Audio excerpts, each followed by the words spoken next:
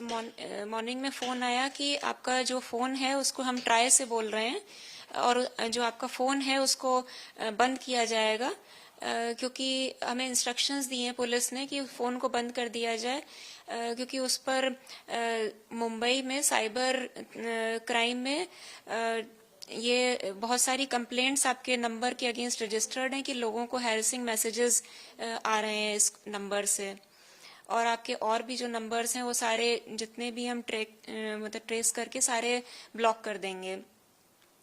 तो जब मैंने पूछा कि ये कैसे, ऐसा तो हो नहीं सकता, इनफैक्ट मेरे पास कुछ कॉल्स आ रहे थे बहुत इस टाइप के कुछ समय से,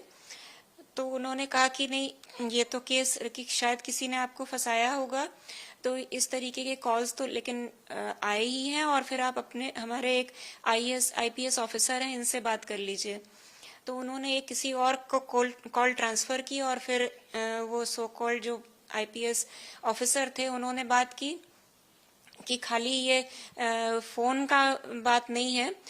इसके एक आपका कोई अकाउंट भी है जो कि लिंक्ड है इलीगल एक्टिविटीज से जुड़ा हुआ है, जिससे मनी लॉन्ड्रिंग हुई है 7 करोड़ की। तो एक और केस है और हमें ऑर्डर्स मिले हैं कि आपको अरेस्ट किया जाए इमीडिएटली, और अगर जब ये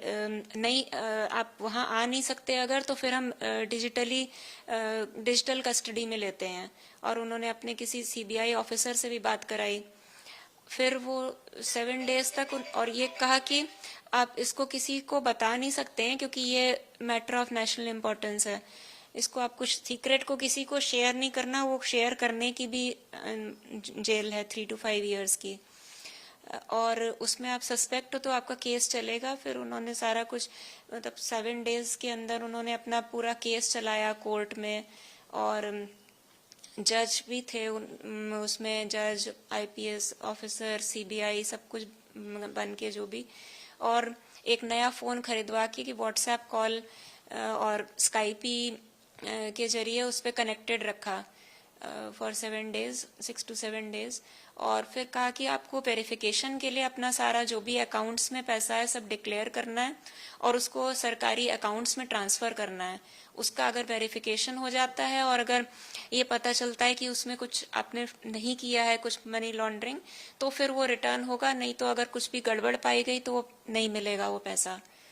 तो बैंक से भेजा और फिर वो ट्रांसफर किया उसमें। जब आप इस टाइप से जुड़ती थी तो क्या वहाँ पे जज और ये सब कुछ फर्जी तरीके से वहाँ बैठे दिखते थे आपको उसमें? उनके लोगोज दिखते थे, CBI का लोगो,